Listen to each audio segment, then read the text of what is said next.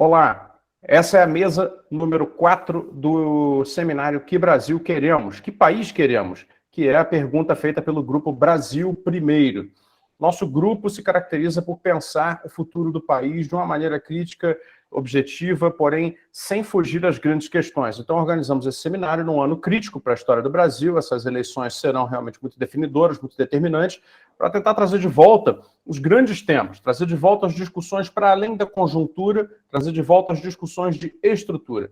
Por isso, nosso evento recebe agora, nessa mesa número 4, as presenças de Paulo Gala, que é o professor de economia da Fundação Getúlio Vargas de São Paulo, e, enfim, notório economista aí, já com grande participação na internet, defensor da complexidade produtiva, que é um dos temas a ser tratados aqui nessa mesa, e José Ronaldo Castro Souza Júnior, representando o IPEA, o Instituto de Pesquisa Econômica e Aplicada.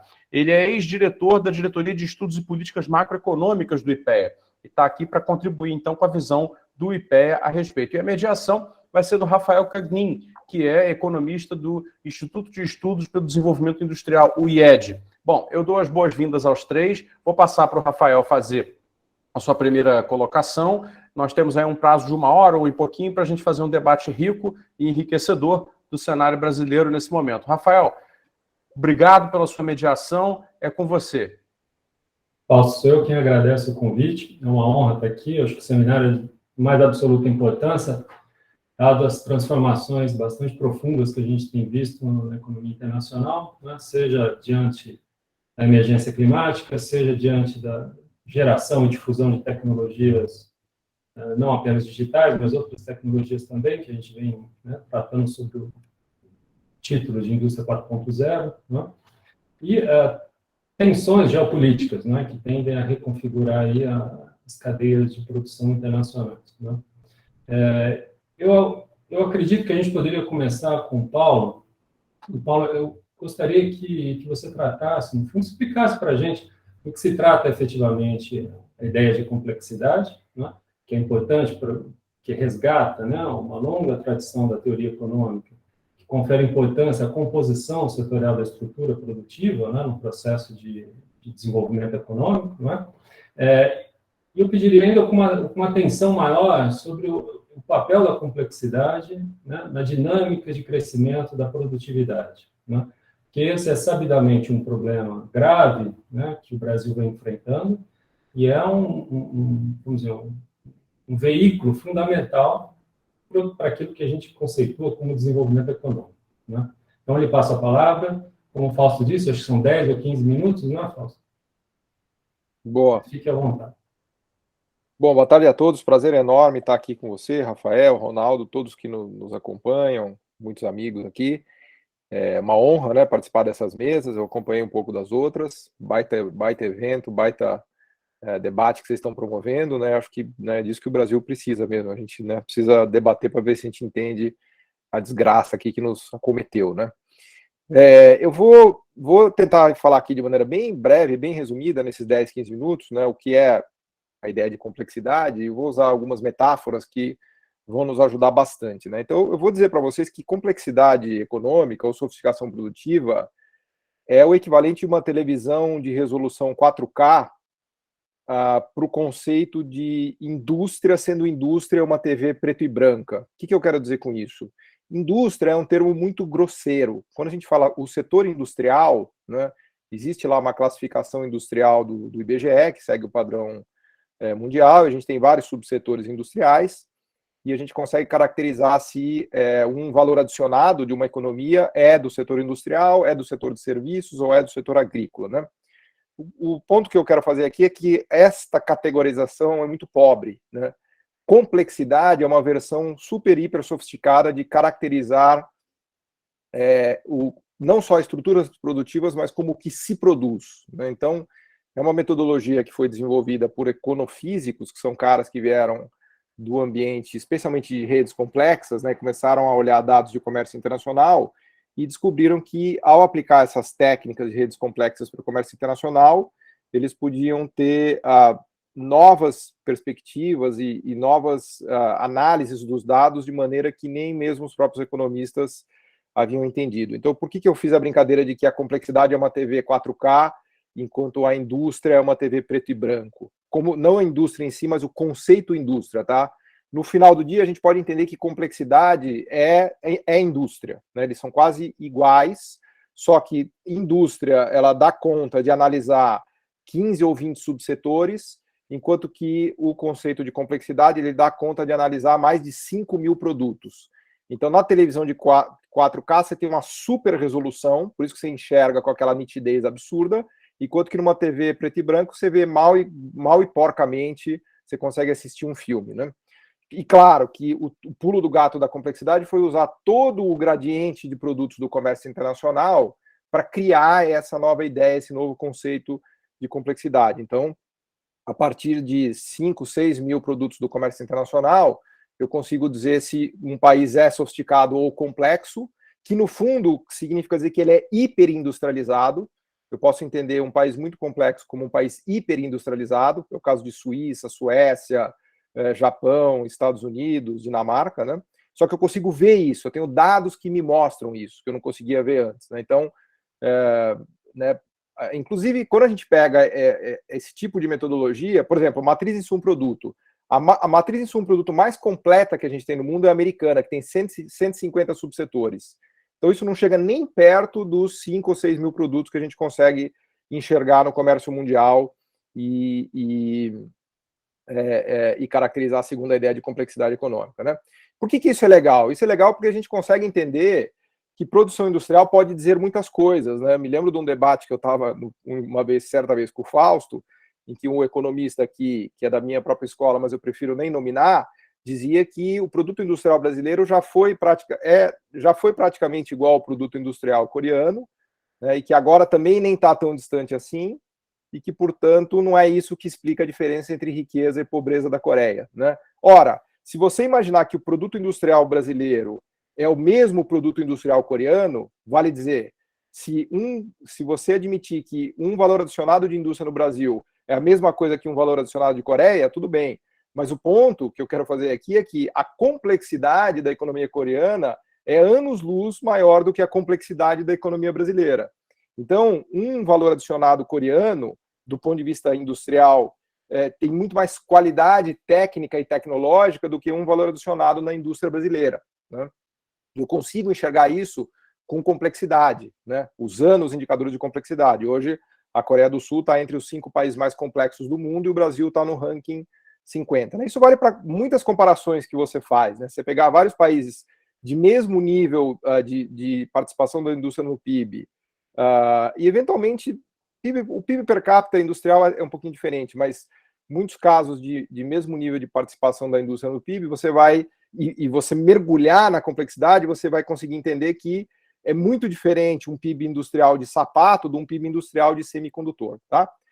Tudo isso que eu estou falando aqui, para quem é do setor industrial, é o óbvio ululante, tá? Então eu já peço até desculpas por falar essas coisas, mas para os economistas, isso é, entre aspas, uma novidade. Diria até que para a maioria dos economistas, eles nem conseguiram chegar nem nisso ainda. Eles ainda acham que o produto industrial ele é homogêneo. Aliás, para eles, nem existe produto industrial. O PIB é homogêneo e tanto faz se o seu PIB é agrícola, é industrial, é agro, é serviços, enfim.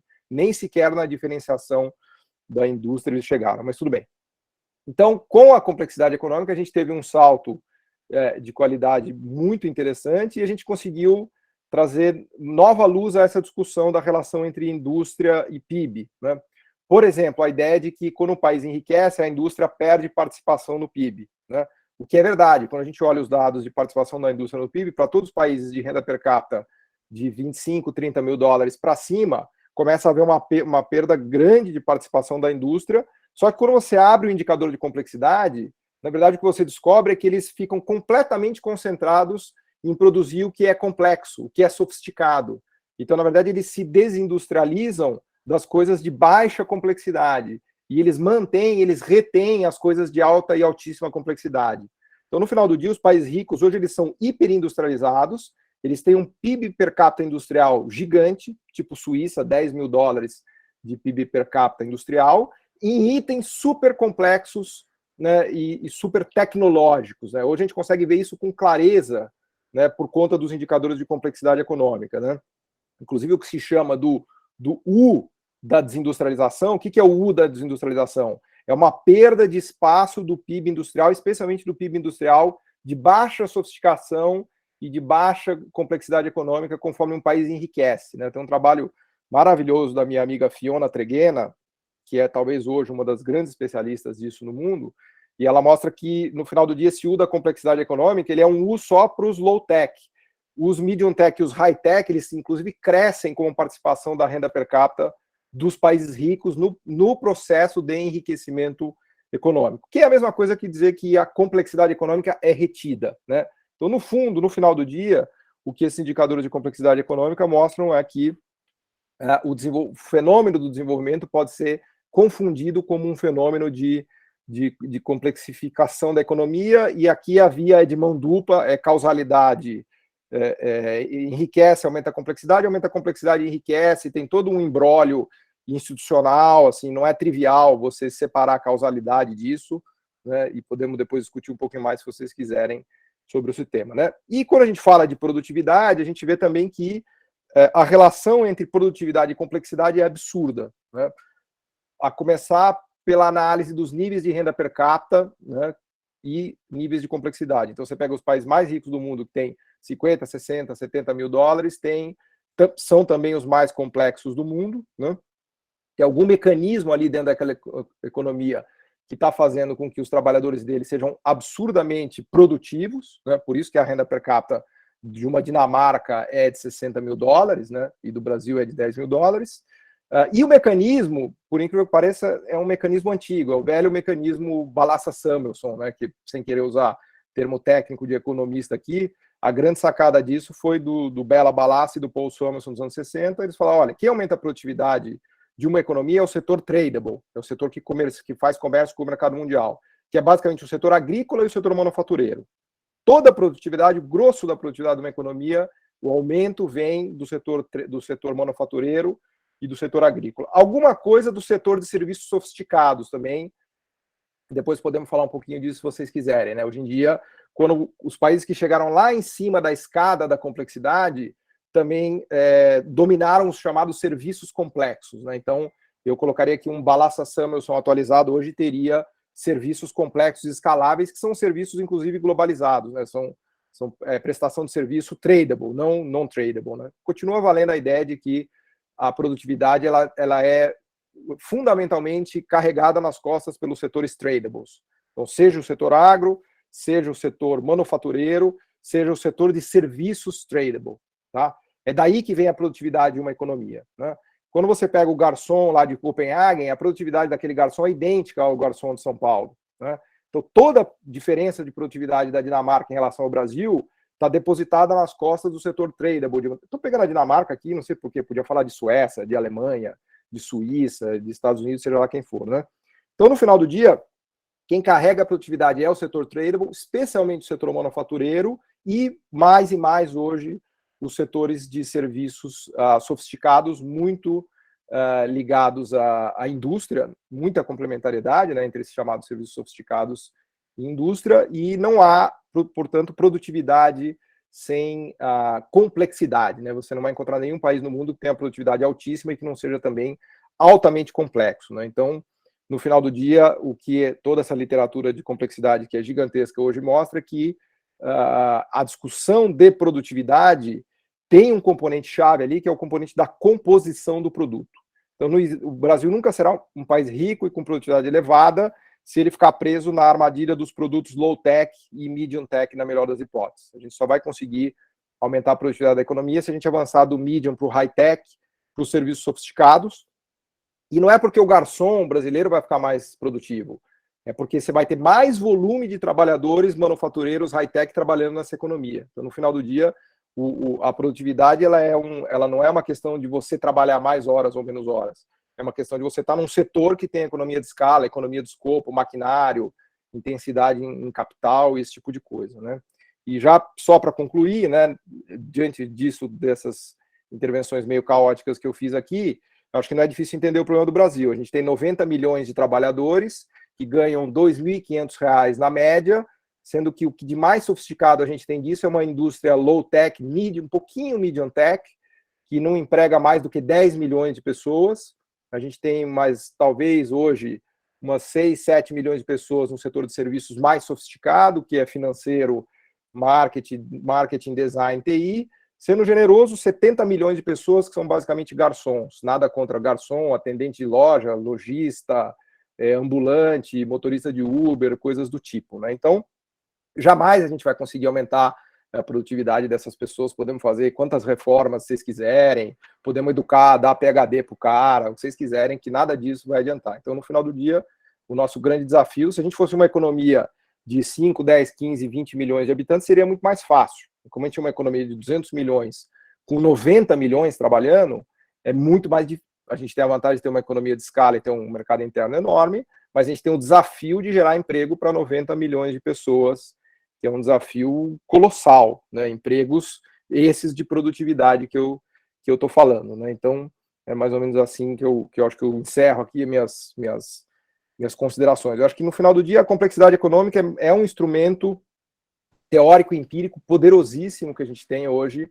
para fazer essas pesquisas que a gente sempre fez, né? Que, enfim, velha discussão dos estruturalistas, do Furtado, do Pebes, dos chamados industrialistas, se vocês quiserem, mas ganhamos um baita presente dos econofísicos, né, a partir do trabalho do César Hidalgo e do Ricardo Hausmann, esse sim, um economista, em 2008, e hoje uma literatura com milhares e milhares de papers que está florescendo assim de maneira impressionante, que nos traz uma luz incrível, né? É por isso que eu brinquei que é como se hoje a gente pudesse assistir televisão numa tela 4K. Basicamente, a gente descobriu o equipamento de tomografia.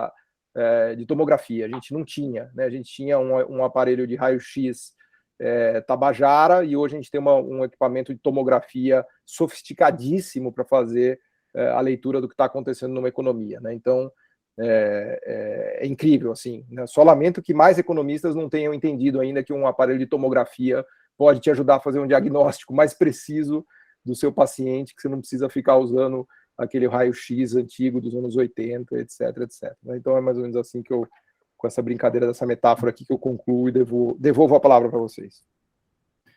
Paulo, uma das características que a gente vê no nosso processo de desindustrialização é não só que a gente perdeu, né, a participação dos setores tradicionais, que, enfim, a literatura internacional aponta, mas a gente perdeu competência industrial em setores de maior intensidade tecnológica, de maior complexidade, e nem chegou a acumular as competências dos mais próximos à fronteira tecnológica, né? Isso realmente deixa a gente para trás, e não é à toa que o nosso processo de desindustrialização veio acompanhado de um baixo dinamismo de PIB per capita, ou seja, de enriquecimento da população, diferente de outros países, né?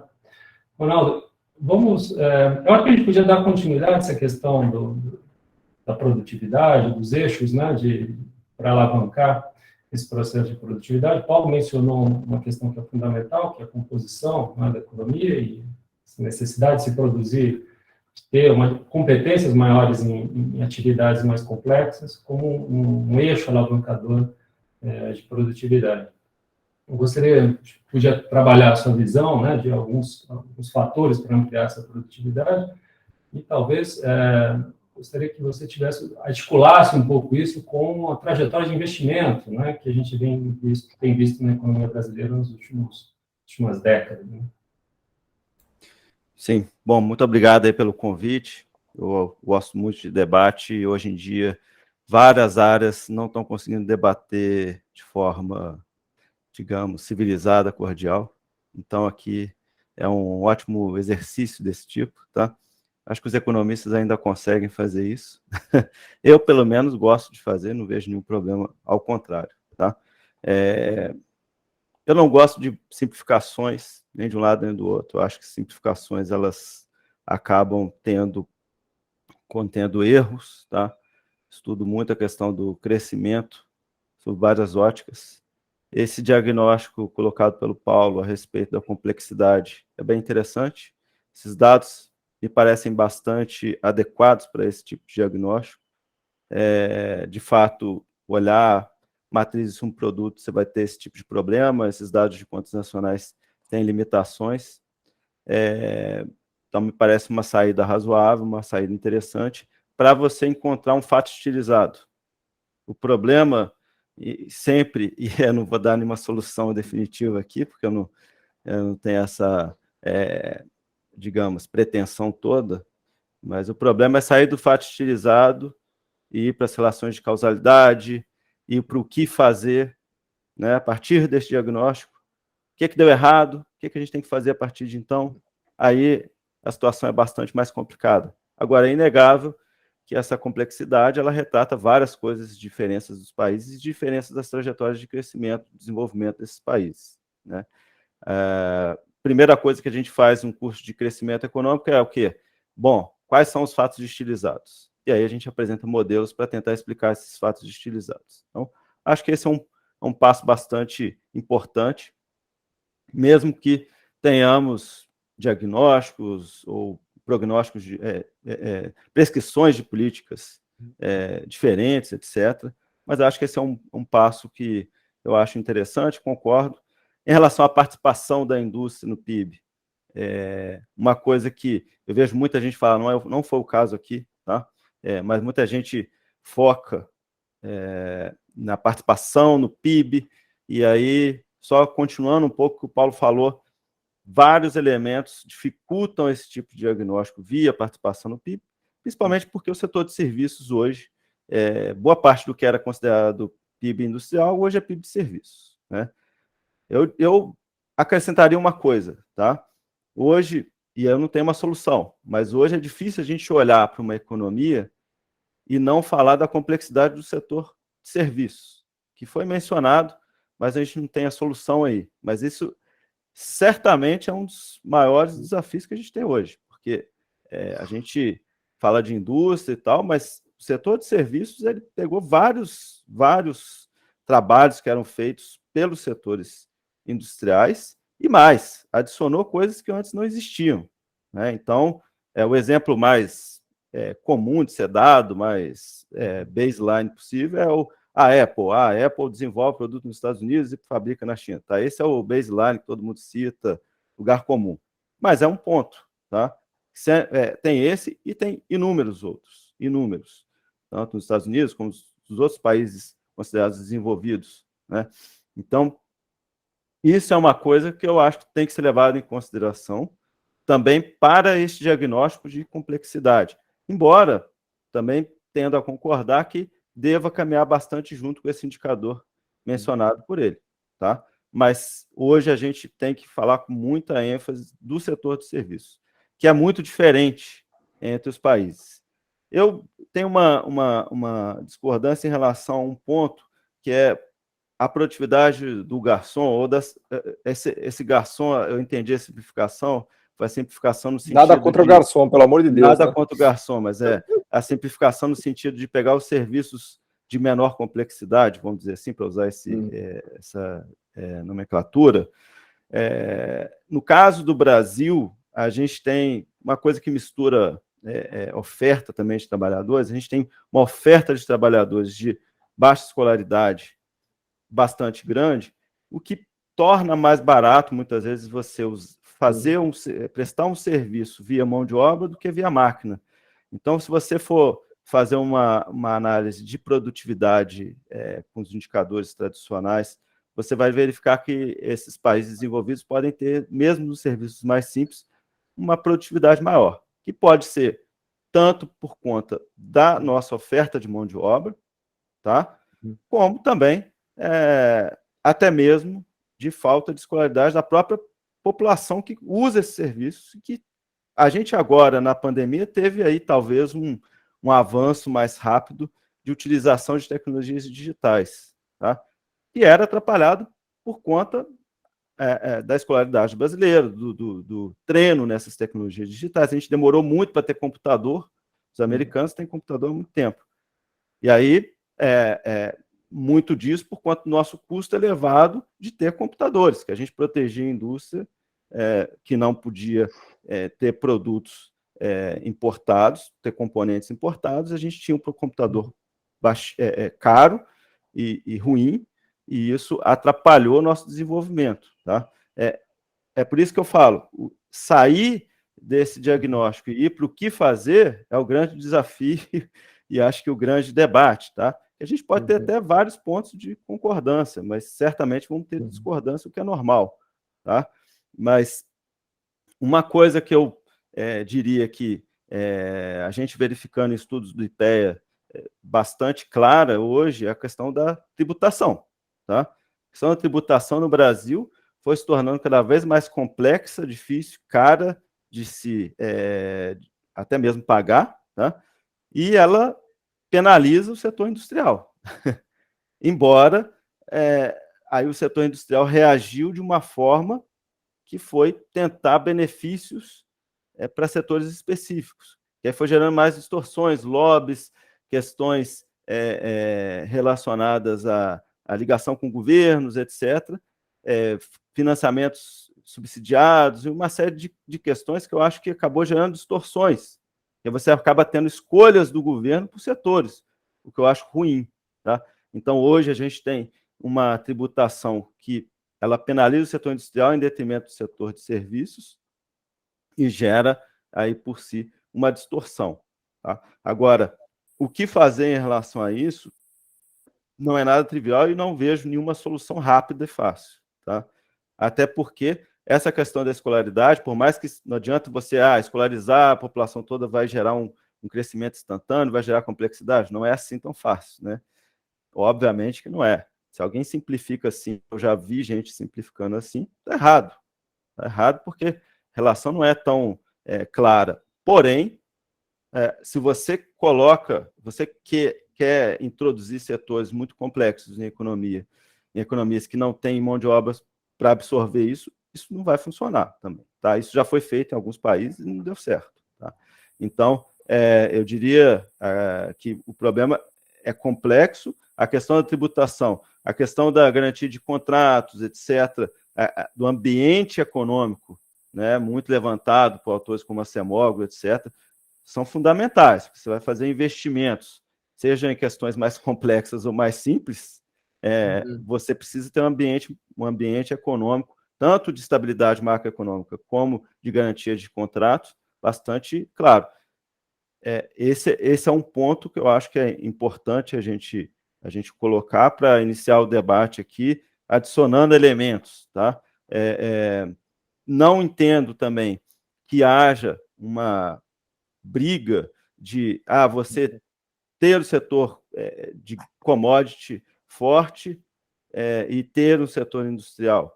Você não precisa acabar com o setor de commodities, você não precisa, enfim, prejudicar o setor de commodities para que o outro se desenvolva. Eu acho isso errado, a não ser em casos muito específicos de países muito pequenos que têm, sei lá, produção de petróleo grande demais, aí acaba gerando problema da doença holandesa. Mas não acho que seja o caso do Brasil, não acho que seja o aplicável para o Brasil. De fato, enfim, não há nenhuma... a priori, não há nenhum conflito, nada excludente, né? Inclusive porque você ampliar a complexificação ou industrializar o produto produtivo, o produto agrícola, que no fundo é aumentar o valor agregado naquilo que você está exportando a partir dessa base, não coloca um setor em oposição ao outro, né? Acho que isso vai surgir na medida que você vai constatando tratamentos distintos em relação a atividades distintas, né? Do ponto de vista tributário, do ponto de vista de financiamento e etc. Né? E isso aí realmente traz algum desconforto e aí no debate acaba se apresentando como se fosse uma oposição, mas que não é. Paulo, eu acho que o Ronaldo falou de serviços, eu acho que é uma deixa importante para a gente tratar de serviços complexos, né? E, no fundo, o que a gente viu absorvendo mão de obra e se expandindo, né, na estrutura produtiva brasileira nos últimos anos foram mais serviços, vamos dizer, de baixa qualificação, de baixo valor agregado, e não justamente esses serviços mais complexos que estão muito associados com a indústria, né, e com essa indústria de maior complexidade. Boa, não, fantástico. Eu gostei do que o Ronaldo falou. Eu acho que, inclusive, a Apple é um baita exemplo, porque hoje eu não sei mais dizer se a Apple é uma empresa de serviços ou de hardware. É um grande drama isso daí. Acho que nem mesmo a Apple sabe dizer se ela é uma empresa de serviços ou de hardware, porque ela tem uma parte de design, de TI, que é fantástica, e tem a parte de manufatura. Na verdade, tem aquela ideia do sorriso da indústria, que nos ajuda muito a entender isso, né? Para quem não conhece o sorriso da indústria, você faz uma divisão do processo produtivo e a manufatura ela acaba ficando no meio ali, e o valor adicionado da indústria fica na parte de serviços de concepção, design, TI, né? Ou depois na parte de pós-venda, de marketing, etc. e tal. E o que o Ronaldo nos explica, que aconteceu é que antes o sorriso inteiro estava dentro da indústria. Agora as pontas do sorriso saíram da indústria e passaram a ser do setor de serviços, porque antes, há 20, 30 anos, uma empresa como a Volkswagen, ela tinha tudo lá dentro.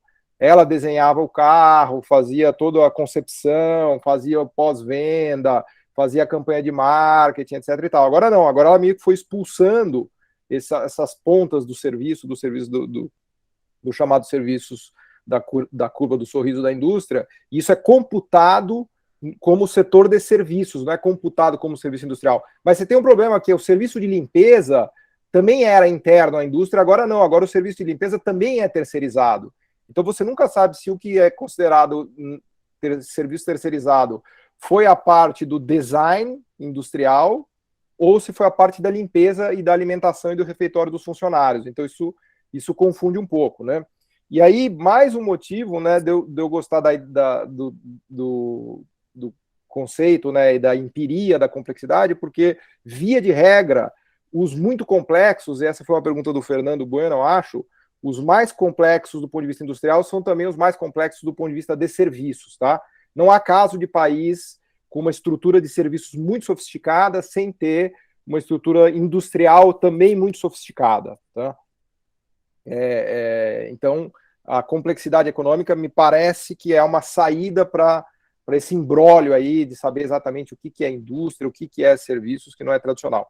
Agora, quando a gente fala de produtividade, no final do dia, na minha visão, o que é a essência da produtividade? Aí eu estou falando de produtividade de verdade, assim. Por que um país tem uma renda per capita 5 vezes maior do que o outro, né? Então, se a gente tirar efeitos de infraestrutura, de coisas horizontais, eu acho que a essência da produtividade mesmo é a boa e velha fábrica de alfinetes do Adam Smith. É economia de escala, economia de escopo e capital per capita. Então, se você tem uma máquina, um computador, como o Ronaldo deu o exemplo, a seu serviço, se você opera com economia de escala e com economia de escopo, você vai ser produtivo, né? E esses serviços sofisticados, eles tendem, né, mais e mais a ter muita economia de escala, escopo e intensidade em capital, que é a diferença dos serviços tradicionais, né, que foi o exemplo aqui do famigerado garçom que eu usei, né?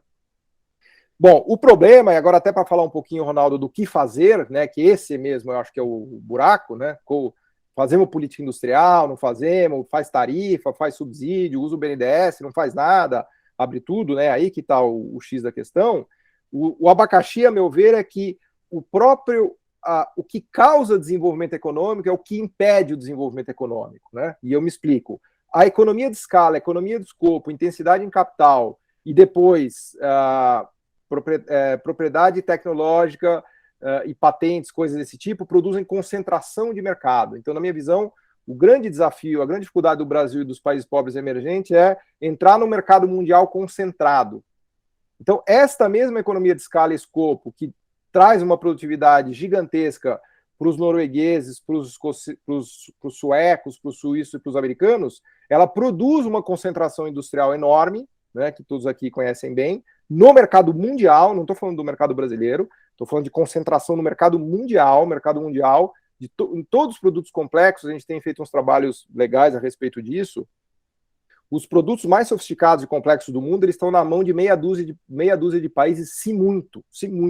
Existe uma concentração industrial absurda no mercado mundial de produtos complexos e sofisticados. Vou dar um exemplo para ficar aqui na nossa conversa, que é a Apple. O mercado de smartphones é dominado hoje por Samsung e Apple, e só está sendo batido porque os chineses estão despejando, não é nem bilhões, é trilhões, né, na Vivo deles, que é uma companhia de smartphone, na Huawei e na Xiaomi. São as únicas 3 empresas do mundo que estão conseguindo bater Apple e Samsung, né, por conta dos bilhões de dólares que o governo chinês colocou nessas empresas. Agora, aí, Ronaldo, não quero dizer com isso que colocar dinheiro, fazer subsídio, proteger, vai te levar a algum lugar. Em 80% dos casos deu errado. Inclusive, isso, né, isso é um clássico da política industrial, né? 80% dos países que tentaram, todo mundo fez política industrial. 80%, 90% deu errado, 10% deu certo e ficou rico, né? Então, no final do dia, eu tenho uma visão de que a política industrial é o único caminho para você conseguir subir essa escada, que é totalmente assimétrica, totalmente concentrada, né? Se desenvolver significa nada mais, nada menos que o Mário Bernardini vai ter que bater a Apple, vai ter que bater a Siemens, vai ter que bater a Volkswagen e a Samsung, baseado aqui em São Paulo, ele que se vire com isso. Se ele não conseguir fazer, a gente não se desenvolve, né? E não vejo um caminho possível que não seja pela política industrial. Agora, o simples fato de fazer política industrial não garante nada. Pode ser que a gente simplesmente jogue dinheiro no lixo, né, tributação no lixo, o dinheiro do consumidor que pagou o imposto a gente joga no lixo, que as empresas fracassem, sejam um fiasco e a gente continue pobre igual, né? Mas no final do dia, para concluir, e eu paro com isso, o grande desafio para a gente é a assimetria. A gente joga futebol num campo inclinado. A gente joga futebol contra os alemães num campo inclinado. O comércio mundial não é um level playing field. Ele é um totalmente asymmetrical playing field. Se você vai jogar futebol com qualquer multinacional, você vai tomar uma surra. A gente é um peso-pena lutando contra o Mike Tyson. Esse é o desafio que está colocado, né? Agora, se o nosso desenho de política industrial, de BNDES, vai conseguir resolver ou não, é uma outra discussão, né? Mas, obviamente, que, a meu ver, sem alguém para nivelar esse campo de jogo, a gente vai simplesmente passar o resto da vida sendo surrado pelo Mike Tyson, né? Enfim, parei aqui para não falar demais. Rafael, surgiram duas perguntas extremamente interessantes no chat. Você concorda que eu as coloque? Porque eu acho que vai enriquecer bastante. Vai lá. Olha, uma delas diz respeito diretamente à questão da complexidade intrínseca às empresas. E aí, claro, ela vai ser uma questão não apenas de estrutura, mas uma questão microeconômica, que é a questão do José Cristiano Daudt, quando ele coloca assim: quando se fala de complexidade da indústria, estamos fazendo uma escolha excluindo a indústria de baixa complexidade, ou será que da indústria de baixa complexidade é que sairá a indústria de alta complexidade? Então eu deixo essa pergunta para o Paulo e para o Ronaldo, e depois faço a outra, que é do Demian, que também foi muito interessante. Paulo, já que você está grande na tela, pode começar a colocar aí. Não, isso é uma escada, na verdade. Todos os países foram de baixa complexidade para média para alta, né? Ninguém conseguiu. Porque o processo industrial, na verdade, ele é um processo de aprendizagem. Se você conseguir chegar numa fábrica de chips e semicondutores, o seu sistema produtivo tem que ter uma capacidade técnica produtiva muito grande já. Então, não é uma questão de assim, a gente não vai parar de ter garçom nem parar de fazer sapato. Aliás, muito pelo contrário, né? Nada como um bom sapato e um bom restaurante, mas o ponto é que o medium tech e o high tech é o que vai pagar o salário do engenheiro de $15 mil por mês. Você nunca vai sustentar um salário de $15 mil mês numa indústria de sapato ou num restaurante. Você só vai sustentar no Mittelstand alemão com aquela engenharia, ou em Tianjin, ou na Nova Inglaterra, nos Estados Unidos, na região de Nova York, entendeu? Esse é o ponto. Está no mundo. Ronaldo, você gostaria de comentar, por favor, a questão? Sim, eu acho que tem uma questão aí que é o seguinte: essa questão de como, dado o degrau que a gente está em relação às economias desenvolvidas, como fazer esse processo, né, de catching up, seja lá como você queira chamar, não é uma coisa trivial. Então, você tem vários problemas aí. Bom, primeiro, a política industrial, ela corre sempre sérios riscos, tá, de inúmeros tipos, tá? Captura, né, que é sempre comum, porque está suscetível a lobbies, e a gente já viu décadas de problemas nesse tipo, tá? Isso não faz com que a gente nunca utilize, mas é um negócio que é sempre muito, muito complicado, e os resultados no Brasil não foram bons. A gente focou numa indústria voltada para substituir importações, o que gerou vários problemas também, que a gente não preocupou com a escala de produção, né? Esse é um problema muito grande. A gente não vai ter como ser grande em várias indústrias. Em hipótese alguma, isso vai ser possível, no meu entendimento. E a outra coisa é que se a gente melhorar o ambiente macro, se a gente melhorar o ambiente institucional, dado o nosso mercado grande, a gente pode, e melhorar também o sistema tributário, a gente pode atrair mais indústrias ou serviços mais complexos também, por conta do tamanho do nosso mercado. A gente tem essa capacidade, tá? O problema é que a gente tem muitas amarras. E aí tem uma questão nessa de proteção contra a importação que também tem que ser levada em consideração. Esse exemplo que eu dei do computador, eu vou dar um exemplo eu conversando com um empresário do setor de edição de vídeo, ele falou que ele não conseguia importar um computador da Apple que ele precisava, que era o único que servia para editar aquele vídeo. E aí a gente acaba, às vezes, tendo que contratar uma empresa estrangeira para fazer aquilo, porque o cara que não consegue ter o computador para fazer aquele negócio, que não faz sentido nenhum. E por que a gente tem que cobrar um imposto caro para um computador que é de alta complexidade e cobrar barato para o computador que é ruim? Tá? Então a gente começa a gerar muitas distorções que lhe geram temores. Tá? E em relação ao que vai gerar essa indústria de alta complexidade, na atual conjuntura é complicado, porque o momento histórico que esses países que se desenvolveram, que foram tornando-se mais complexos, o momento histórico que eles viveram foi diferente do nosso que a gente está vivendo, que hoje a gente já tem a China com grande concentração, a Ásia com grande concentração industrial, a China já está migrando para outros tipos de indústria também, mas continua com a indústria tradicional, está com tudo agora, né? Então ela realmente é um ponto aí bastante diferente, mas agora a gente pensar que a nossa indústria tradicional iria conseguir pular daquilo para o nível mais complexo, eu não sei, é bastante complicado de imaginar, tá? O que eu estou querendo dizer com isso é que a gente não pode criar amarras para achar que sempre esse setor aqui que a gente vai ter que desenvolver, porque é ele que vai gerar crescimento econômico, tá? Meu entendimento, sem, por exemplo, ter por exemplo, uma sustentabilidade fiscal, não tem setor que vai se desenvolver, nenhum setor, em forma alguma, vai conseguir se desenvolver com um problema de sustentabilidade fiscal, né? Esse é um ponto, tá? Então tem questões que a gente tem que resolver que são bastante primárias e que geram problemas para todos os setores, tá? Mas volto a dizer, no meu entendimento, a gente melhorar esse ambiente e conseguir atrair empresas por conta do nosso mercado grande e, ao mesmo tempo, investir em educação, pode ser uma forma da gente ir saindo dessa armadilha de renda média que a gente está, né, que, no fundo, é o que a gente está querendo discutir aqui, é como sair dessa armadilha da renda média. Né? Legal, Ronaldo. Você me permite só um comentário rapidinho? Claro, em relação, enfim, a esse tema? Eu acho que, assim como a indústria não se opõe ao desenvolvimento do agro, também, enfim, políticas transversais, horizontais, sistêmicas de competitividade, também não se opõem ao processo de desenho, enfim, ao desenho e adoção de políticas industriais. E o Ronaldo mencionou alguns países, né, e a gente vê justamente, e não é tão recente assim, um resgate de política industrial no mundo inteiro. Né? Então, no fundo, a gente vê uma nova janela de legitimidade desse processo de desenho de política industrial e de adoção. Vamos lembrar que ações do tipo manufatura avançada já tem 10 anos, né? já é uma década, né? Em que esse processo vem ganhando força lá fora, e, ao que tudo indica, né?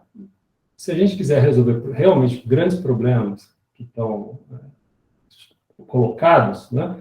Como aquecimento global, como aumento de produtividade, no caso do Brasil, como digitalização e modernização, que é transversal das atividades econômicas, a gente precisa de uma indústria muito mais forte, mais complexa, inclusive porque é quem vai produzir o bem de capital, os insumos que vão viabilizar essa modernização da estrutura produtiva em direção, não necessariamente a digitalização, mas principalmente a questões, para responder questões ambientais. Né?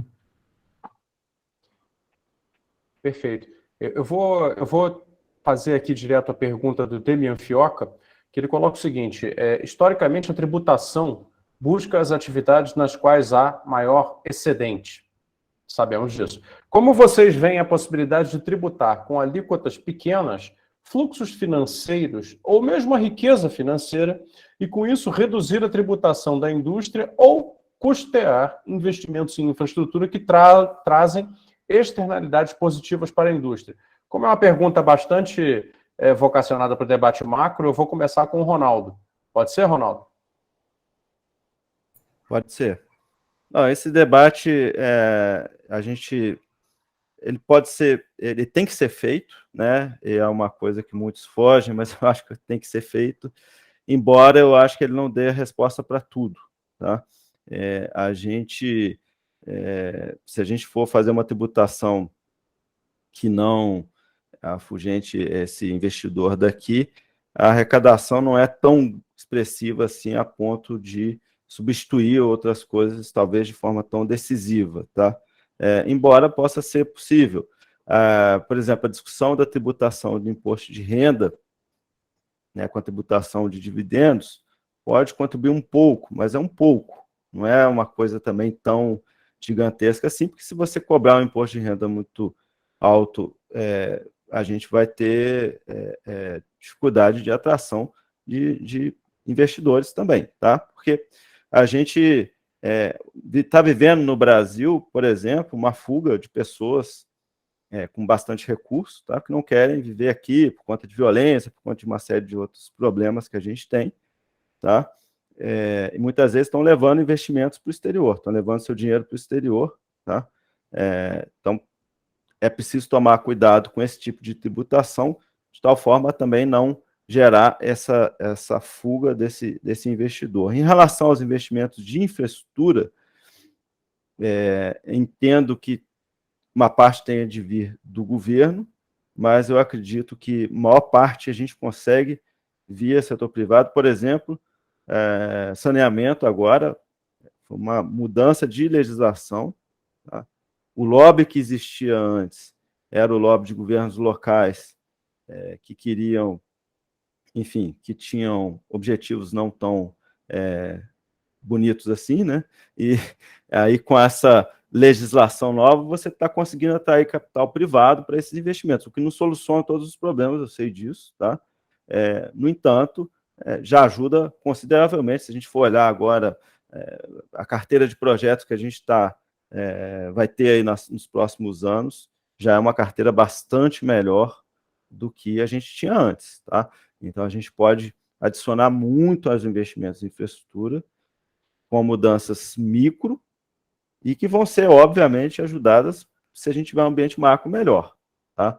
Então, esse é um ponto que eu acho fundamental. E a reforma tributária, tá? Mesmo que você não gere grande tributação nesse tipo de questão levantada, se a gente conseguir simplificar consideravelmente e conseguir uma uniformização um pouco melhor dessa tributação, entendo eu que a gente melhoraria bastante, reduzindo até o próprio custo de se pagar imposto, que ainda é alto e a gente não conseguiu trabalhar.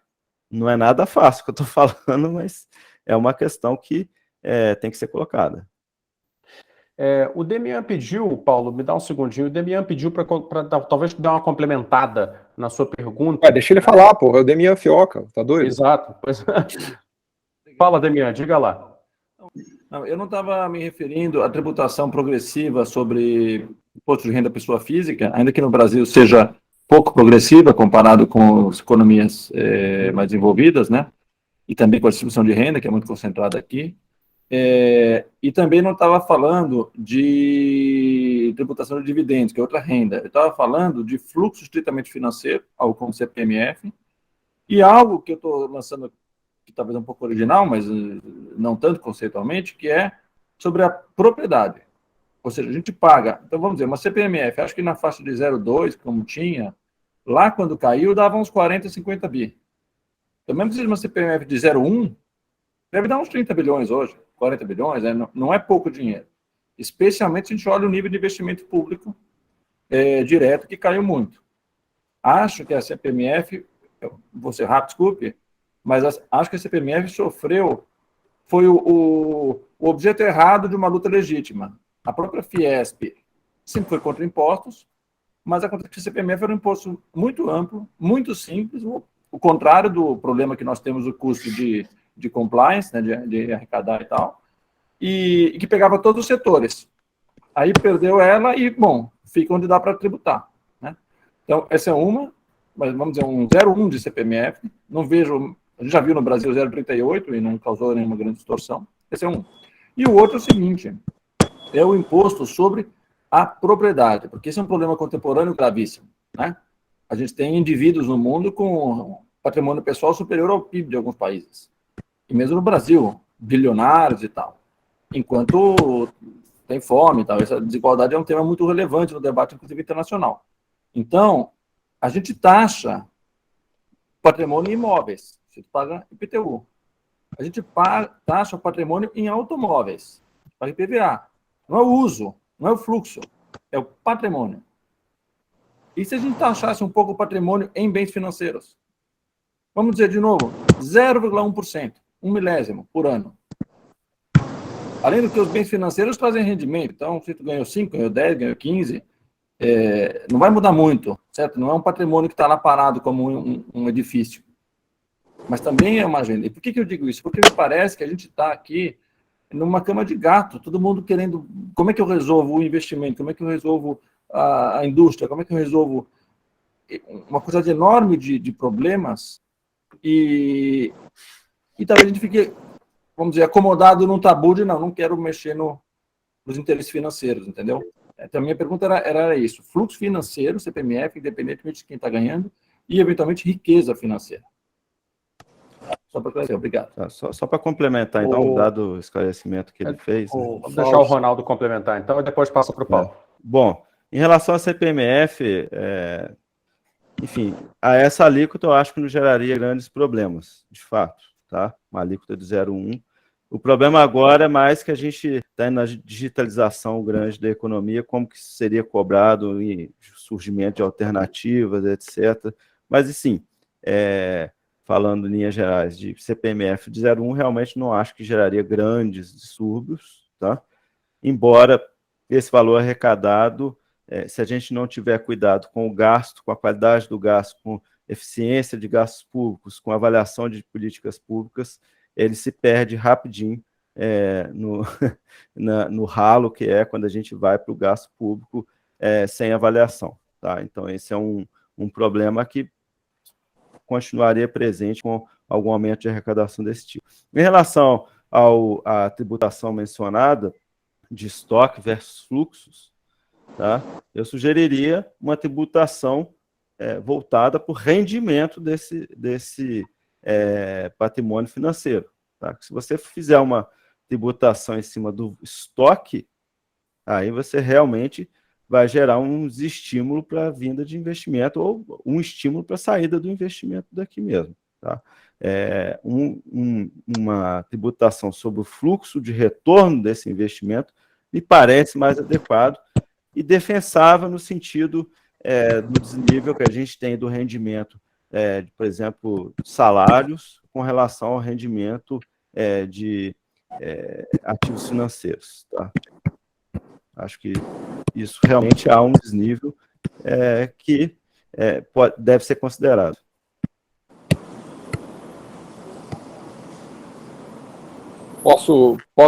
Eu trabalho no mercado financeiro, então não conta para ninguém que eu vou falar isso, tá? Mas eu queria só concordar com 100% em gênero, número e grau com tudo que o Demian falou aqui. Eu acho que faz total sentido a gente pensar numa tributação mais ligada a fluxo financeiro, além de toda a parte de progressividade do imposto de renda, porque a gente conseguiu criar no Brasil uma coisa bizarra. A gente destruiu a indústria e criou um paraíso fiscal. Para resumir o Brasil hoje, Ronaldo, os milionários não vão embora do Brasil por dois motivos, que a gente tem um sistema de saúde maravilhoso, nosso sistema de hospitais em São Paulo é incomparável, e a gente não tem tributação nenhuma aqui para quem é rico. O Brasil é um grande paraíso fiscal. Para quem é rico, para quem tem patrimônio de verdade, não paga nada. Para quem vive de renda do capital, de juro, de dividendo, não paga praticamente nada de imposto. Né? Se dá 10% do rendimento é muito. Né? Então a gente construiu uma coisa completamente bizarra, que é uma sociedade desigual, brutalmente desigual, com um monte de bilionários que não pagam imposto e sem indústria. Quer dizer, não preciso dizer que isso é uma caracterização bem clara de algo que não vai dar certo. Né? E uma das coisas eu acho que interessantes disso, Demian, é que a tributação da indústria, que é muito pesada, a meu ver, e que vem do passado, quando o Brasil tinha 30% do PIB industrial, a indústria crescia 8%, 10% ao ano, ela tem um problema ainda mais grave hoje, porque você está tributando um setor tradable e já está agravando uma situação de assimetria de competitividade, porque quando você tributa o setor de non-tradable, aí não tem problema, porque está todo mundo ferrado, preso ali no setor de non-tradable, então beleza. Agora, quando você tributa o setor industrial, você está dando ganho para os alemães, para os japoneses, para os asiáticos, porque justamente se onera o único setor nosso que deveria competir com força na economia mundial. Para não falar do agronegócio, que não paga um puto de imposto, né? O agronegócio no mercado mundial é realmente um campeão, né? Os nossos verdadeiros campeões nacionais estão no agronegócio, mas eles não pagam imposto. Agora, o setor industrial paga sim, paga muito imposto, né? E, ou seja, já não bastasse aquela assimetria que a gente tem, que a assimetria é essa. A gente tem que competir com os alemães, com os suecos, com os japoneses, os americanos, que têm a escala, têm o escopo, têm o conteúdo tecnológico proprietário, têm as patentes e têm as marcas, e têm os mercados dominados. Então, esses caras que a gente tem que bater. E a gente sai com uma tributação mais carregada ainda na nossa cabeça, tá? E só um ponto aqui que eu não queria deixar de mencionar em relação à política industrial, que é da nossa discussão anterior, é que, assim, hoje em dia, o que se fala de política industrial moderna é uma política industrial muito mais light, muito mais leve, né? Inclusive, um dos conceitos legais da discussão de complexidade econômica é a vantagem comparativa adjacente. Então, o que se propõe nesse processo de diversificação produtiva e de sofisticação é que um país busque turbinar um pouquinho a sua vantagem comparativa adjacente. Não tentar construir indústrias inteiras do zero, fazendo política industrial pesada, com tarifa, com subsídio. Você pega alguma coisa que você já faz bem e tenta dar alguns passos no sentido de sofisticação, eventualmente até de sustentabilidade. Eu acho que é uma baita avenida que tem aí para o Brasil.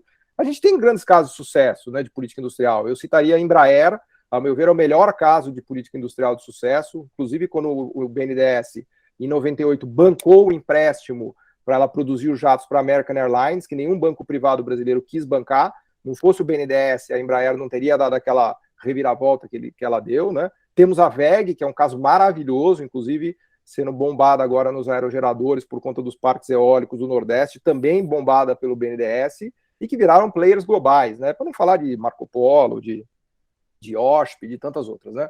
Mas, enfim, eu queria só destacar esse ponto, né, de que a política industrial hoje ela é muito mais light, ela busca uma vantagem comparativa adjacente e ela não busca autarquia, né? Eu gosto, de novo, de mencionar o exemplo dos nórdicos. Vou pegar 3 países dos mais sofisticados do mundo: Áustria, Suécia e Suíça. Aí você vai falar, Paulo, mas peraí, como assim? Sim, Áustria, Suécia e Suíça. Porque tem determinados nichos que eles conseguiram... Finlândia, tem determinados nichos que eles estão na fronteira tecnológica, né? O Fausto me ensinou, o maquinário perfuratriz de rochas, a Nokia, né? A Ericsson, são as únicas 2 capazes hoje de dominar e bater os chineses no 5G. Então é esse tipo de coisa que a gente pensa quando a gente fala em sofisticação produtiva, né? Não é fazer tudo no Brasil, longe disso, longe disso. A gente tem que, obviamente, explorar os ganhos de comércio e o comércio internacional e assim por diante, né? Então, só queria deixar esse ponto aqui, levemente ortodoxo, aqui registrado também. Rafael, vamos passar para o Mário, que quer fazer um comentário, e depois a gente encaminha para o encerramento, pode ser? Pode ser. Mário. Eu sou levado a concordar com o Damian que, se o país quiser investir em alguma coisa, no curto prazo, o aumento de impostos talvez seja a única saída. Depois, com o crescimento, tal, tudo bem, é possível que haja sobras para fazer isso, desde que os gastos sejam mantidos dentro de um nível razoável. A questão, Damian, que eu não concordo muito contigo, é o seguinte: o problema é sempre quem paga a conta. Se houver um aumento de carga tributária nesse país, o Paulo acabou de dizer que alguns são muito tributados e outros são muito poucos. A indústria é muito tributada, os PJs são pouco tributados e quem ganha muito no Brasil, menos ainda. É lá que tem que buscar dinheiro. E não distribuir o 0,1% ou 1% de CPMF para toda a sociedade. Está na hora de começar. O primeiro decilo de renda no Brasil paga 22% da sua renda em impostos. O último decilo, os 10 mais ricos, pagam 9%. Evidentemente, tem algo errado, né, ao sul do Equador e tem que ser consertado. Esse é o primeiro ponto. Segundo ponto, e aí eu me dirijo ao Ronaldo, eu acho que algumas coisas, não sei se o IPEA foi influenciado pelo seu presidente, mas só faltou dizer que fazer chips de batata é quase a mesma coisa que fazer chips de semicondutores. Não é absolutamente a mesma coisa. O Paulo foi extremamente didático quando explicou o que é a complexidade. Tá? vocês me perdoem a franqueza, mas eu tenho 80 e poucos anos, 82 para ser exato, não dá mais para aguentar, né, certo tipo de conversa e explicação. Então, eu encerro por aí, se precisar, depois a gente conversa, tá bom? Fausto, um comentário rápido sobre a questão dos impostos do Damião. IPTU não é verdade que a gente arrecada, né, Damião? Porque, francamente, todas as comparações internacionais que eu vejo, os lugares que menos se arrecada IPTU é Brasil, e não é à toa que qualquer um da classe média tem uma segunda residência, entendeu? Porque o imposto está lá, mas não é mobilizado, né? A gente vê pela imprensa, toda vez que tenta se ajustar a base ou a alíquota, dá problema, entendeu? E o ITR é a mesma coisa, né? Ano passado, eu tive uma matéria no Valor em que a base do ITR não é atualizada desde os anos 80, entendeu? Então, realmente, a gente tem uma riqueza, vamos dizer, fundiária, de terra, né, que poderia ser mobilizada para fazer esses investimentos em infraestrutura, por exemplo, importantes. E um comentário final sobre política industrial, Paulo, enfim, estamos de acordo com política industrial. Meu ponto é só compartilho com o Ronaldo os problemas de captura, né, que a gente tem visto, e o problema de uso, né, da política industrial como compensatória de distorções sistêmicas que a gente procrastina a solução, né, há muito tempo. Isso acho que é um problema sério, que desacredita o instrumento, não é à toa que a gente chega até hoje, em que o mundo, há 10 anos, já não discute se deve ou não deve fazer, mas discute como fazer, a gente ainda discute se devemos ou não devemos fazer.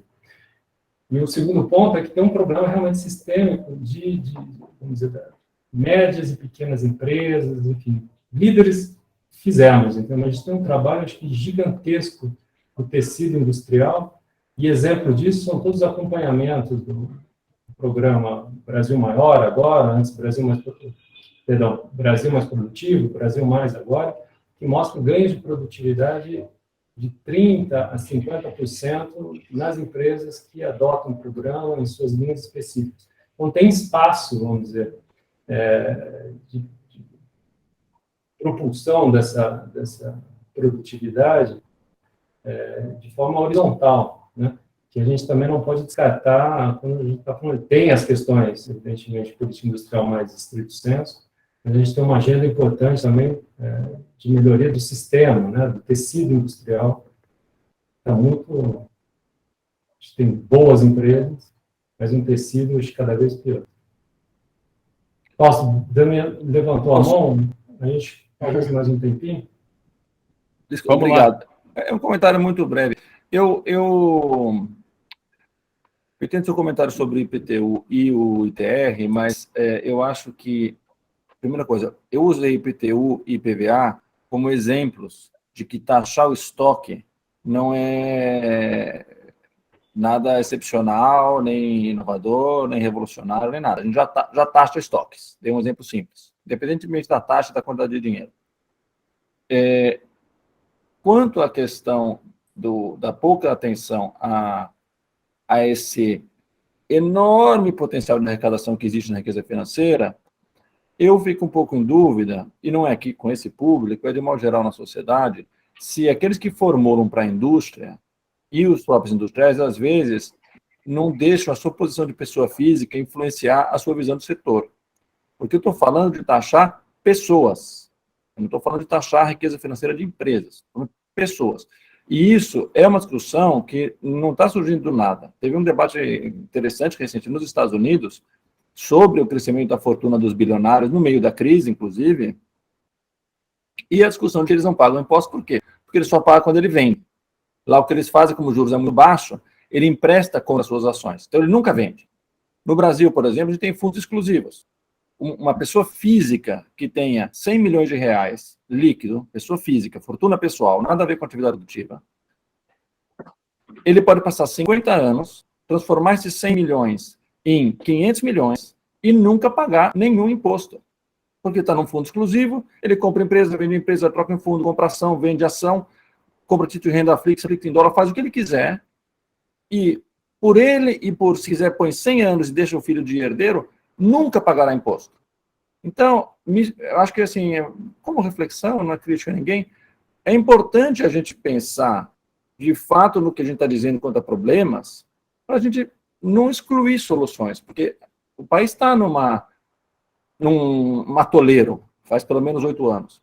E muitas vezes, quando a gente está num atoleiro, é porque a gente exclui possibilidades, a gente só pensa num círculo muito pequeno de alternativas, né?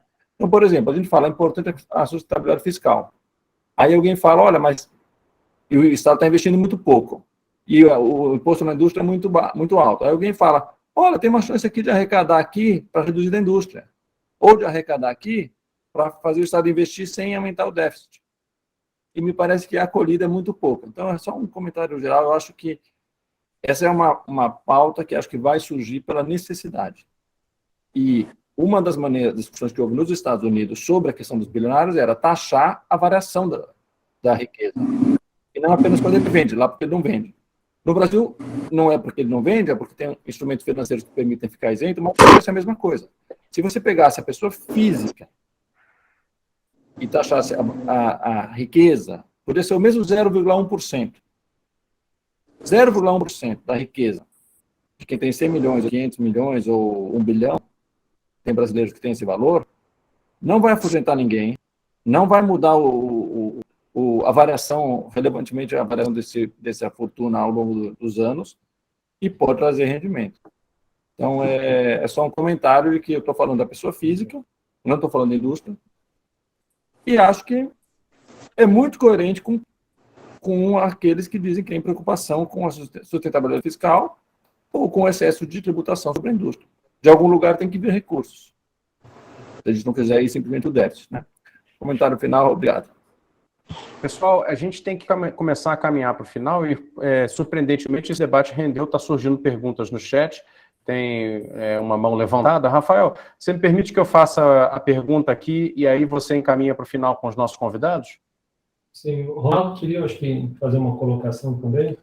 Pode deixar para o comentário final, a gente acelerar. Até porque eu acho que a próxima pergunta tem muito a ver com a participação do Ronaldo aqui.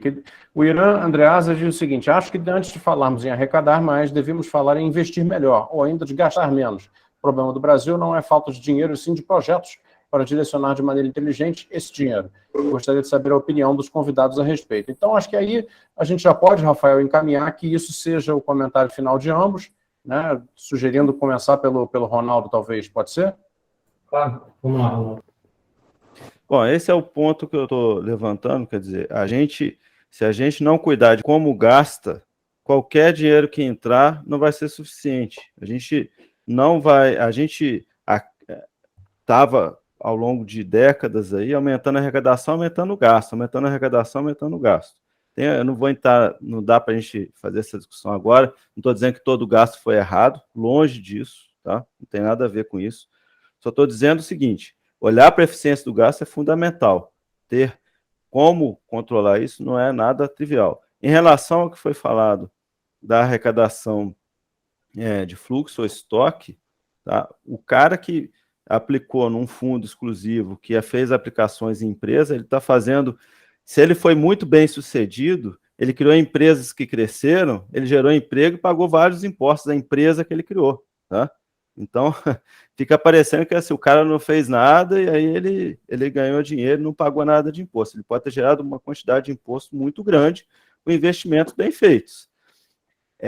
Me parece que tributar o fluxo de retorno, inclusive com dividendos, é uma coisa adequada, porque quando você tributa o ganho de capital, se aquele ganho de capital não foi realizado, como é que ele consegue o fluxo de caixa para pagar aquilo? Tá? Não é uma coisa tão trivial assim, tá? E eu estou falando coisas que são, aqui foi dito, está fazendo no mundo também está se discutindo esse tipo de tributação, tá? Em vários lugares, ok, tá? Só que a gente tem condições diferentes para viver nesses países, tá? Tem qualidade de vida diferente, a gente tem que considerar. Agora, tributar o fluxo de retorno me parece algo razoável. O problema é calibrar uma alíquota para isso, tá? Esse é o grande desafio. Paulo, vamos lá para as suas considerações finais? Eu gostaria de agradecer, foi um prazer enorme aqui participar desse debate, dessa conversa com o Ronaldo, o Demian, Fausto, todo mundo, o Mário, vários amigos conhecidos, né? E só, assim, duas mensagens, né? Primeiro, convidar as pessoas a quem tiver paciência e quiser, tiver interesse, olhar mais essa perspectiva da complexidade econômica, que ela é muito legal, realmente ela é um breakthrough, assim, fenomenal, né? Eu, na minha vida, não me deparei com nada mais interessante para estudar economia do que isso, acho que foi uma coisa fantástica. E de reforçar aqui o ponto de que isso que o Ronaldo está destacando da política industrial é um grande nó, difícil, mas enquanto a gente não conseguir superar a assimetria que está colocada do nosso sistema industrial em relação ao sistema industrial mundial, a gente vai ficar na armadilha da renda média, né? Então, deixar essa mensagem final de que sair da armadilha da renda média é ter a capacidade de competir industrialmente no mundo. Existem vários setores, vários nichos, pode ser fazendo, sei lá, o aerogerador, pode ser fazendo o avião da Embraer, tem 1 milhão de oportunidades, mas se a gente não conseguir entrar no mercado mundial de maneira industrial, não é agro, industrial, de maneira competitiva, né, acumulando o tal do chamado capital humano, transformando isso em dinheiro com produto vendido no mercado mundial, não, né, e é um produto barra serviços também, não é produto no sentido estrito, pode ser uma Apple. Se a gente fizer uma Apple no Brasil, estou feliz já. Uma empresa de 3 trilhões de dólares, né, como a Apple aqui brasileira, eu estaria feliz já. Se não conseguirmos avançar por aí, eu, né, assim, já estou com 40, vou fazer 46 anos, eu nasci na armadilha da renda média, eu cresci na armadilha da renda média, e eu já estou me conformando que eu vou terminar a minha vida na armadilha da renda média, assim, porque realmente, e não é nenhum problema brasileiro, tá? Se você pegar os 50 países que estão na armadilha da renda média nos últimos 30 anos, com exceção de Israel, Singapura, Coreia do Sul, Irlanda, ninguém escapou da armadilha da renda média, né? Então a armadilha da renda média é uma desgraça mesmo, né? Se não bater a Siemens, se não bater a Apple, se não bater a Pfizer, não tem jeito, né? Então eu encerro aqui, deixando aqui a dimensão do nosso desafio, né? O nosso desafio é bater esses gigantes mundiais, ter um sistema industrial competitivo. Sem isso, esquece, a gente vai ter o melhor agro, vai ter a Faria Lima bombando, a galera rica, o agro exportando soja até não poder mais, só que os 90 milhões de brasileiros vão ganhar R$ 2.500 de salário, a desigualdade vai explodir e assim será o Brasil daqui 15, 20 anos, né? Concluo com isso. Obrigado. Ok. Obrigado, Paulo. Ronaldo, obrigado aí pela presença, pela disposição ao diálogo. Fausto. Isso aí. Rafael, também obrigado a você pela sua mediação, foi muito gentil da sua parte, você trouxe um encaminhamento consistente, um encaminhamento inteligente aqui para o nosso debate. Ronaldo, muito obrigado pelo contraponto que você trouxe aqui, a nossa visão. É importante que você traga um elemento que, em geral, não é a gente que traz, e, portanto, né, esse contraste acaba nos forçando a pensar melhor, a exercitar melhor o pensamento. Paulo, como sempre, obrigado por vir aqui também. E, gente, é isso aí. Esse é o seminário, então, Que País Queremos, do Grupo Brasil Primeiro.